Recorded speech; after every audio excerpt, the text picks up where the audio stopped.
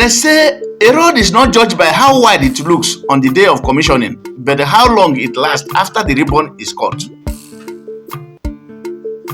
In Africa, our roads die young. Some don't even live past the naming ceremony. Freshly tied highways crumble before the paint dries. Bridges that were opened with a fanfare soon become death traps. And the potholes, oh, our national symbols, return faster than the politicians who built them. But have you ever wondered why? Why do our roads die like babies that never reach adulthood? Why do we build today and rebuild tomorrow? It is not just concrete and asphalt, it is corruption, carelessness, and a culture that celebrates projects instead of progress. Our roads die young because our planning is short-sighted, our accountability is shallow, and our conscience silent. Africa doesn't suffer from bad engineers, she suffers from bad intentions. Today, we will journey together through the dusty highways of truth, the kind of truth that shakes power and awakens purpose. By the end of this message, you will understand 1. Why roads in Africa don't last, and it is not just about weather. How politics and corruption kill our infrastructure before time. And what you can do to change this story in your community. This is not just about road, this is about mindset. Because roads are not just physical, they represent direction, connection, and development. When our roads die young, our dreams die with them. As the elders say, a man who walks a broken path will never arrive with clean feet.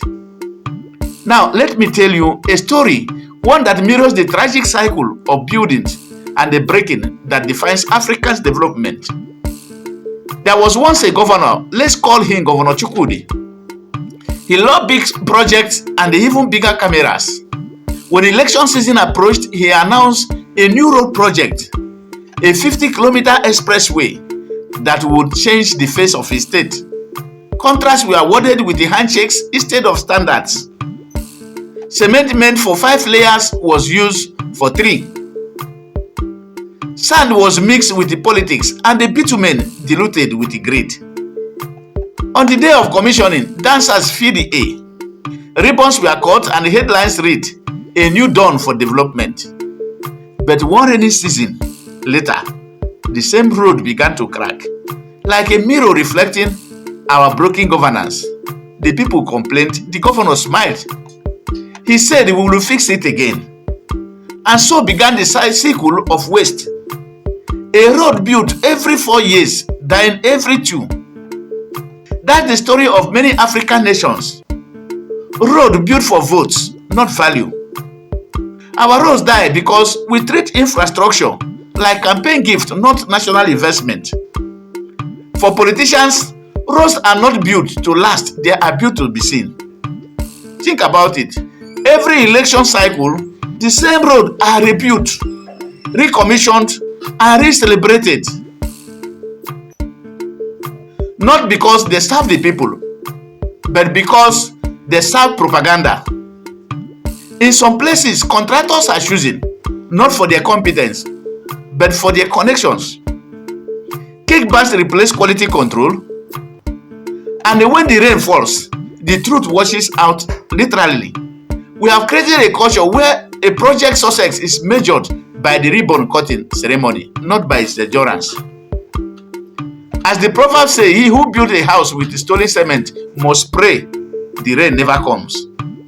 But beyond corruption, there is another silent killer, the death of maintenance. In Africa, we love to build, but we hate to maintain. We launch, but we don't sustain.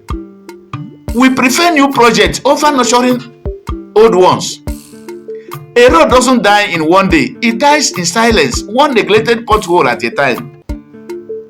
That small crack you ignore becomes a crater.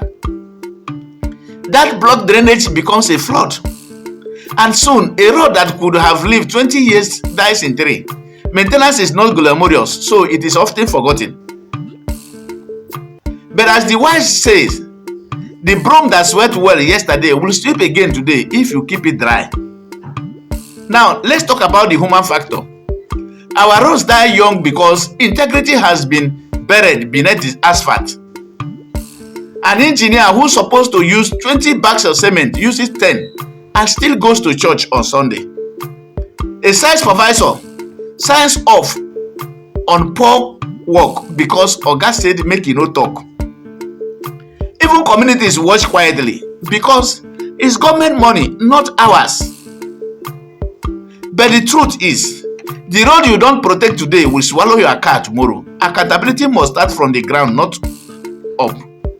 A nation that tolerates little lies in construction will soon live with the big disasters in infrastructure. And let's not forget planning or lack of it. Many African roads are built without foresight. We construct highways without drainage, bridges without soil test, cities without traffic plans. We build for the present, not for the future. The result, our roads can't survive population growth or changing weather. They weren't designed to serve, just to show off. We mistake visibility for vision. And so, even when we build, we still remain behind. Because as the elders say, a man who builds his house on a swamp should not cause the water when it floods.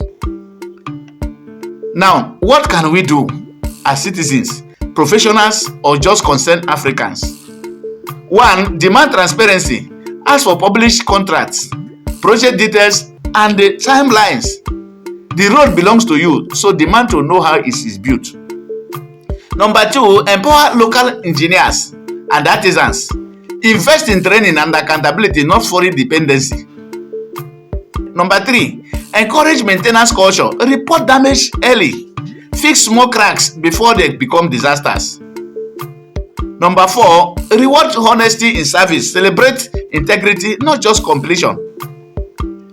Number 5, participate in governance. Attend public hearings, question officials, and hold leaders to their promises. Because good governance is not a miracle, it is a partnership. What are the solutions? Imagine an Africa where roads last 30 years, not 3. Where highways link not just cities but dreams. Where children travel to school safely, traders move goods without fear, and ambulances reach hospital on time. That Africa is possible if we build not just with asphalt but with accountability. When quality becomes a culture, not a campaign slogan. When engineers fear their conscience more than they fear their bosses. When communities protect public property like it is personal, then our roads will live long and our nations will move forward. Because strong nations don't just build roads, they build trust. If this message struck a chord, don't just nod, act. Like this video, share it, and tag your governor, your local council, your engineer friends. Let's spread awareness that lasts longer than a billboard. Follow and subscribe to this series, Africa's Infrastructure Truths. Because we are not just talking problems, we are shaping progress. And tell me in the comments, do you think our bad roads are as a result of corruption or poor planning? Let's debate with wisdom, not anger. And also, grab my new book, Broken Foundations, for deeper insight. Let me leave you with this. The road to progress is not built with excuses, but with honesty. Every pothole we ignore is a metaphor for our silence. Every crack is a reflection of our collective neglect. If we keep patching lies with asphalt, we will keep sinking into the mud of mediocrity. But if we start building with the truth, we will create roads that not only last, but lead to lasting change. So, my challenge to you today is simple. Be the citizens who question. Be the professional who refuses to cut corners. Be the leader who builds for legacy, not luxury. Because when Africa starts building roads that last, her destiny will stop dying young.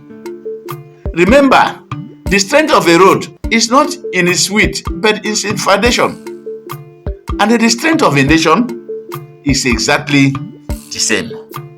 Thank you for watching this video, and I believe you have learned a lot from this video. Please, if you have learned a lot from this video, don't hesitate to share it. Make it go viral so that other Africans, other leaders, other engineers will learn from this talk today. Thank you, and God bless you.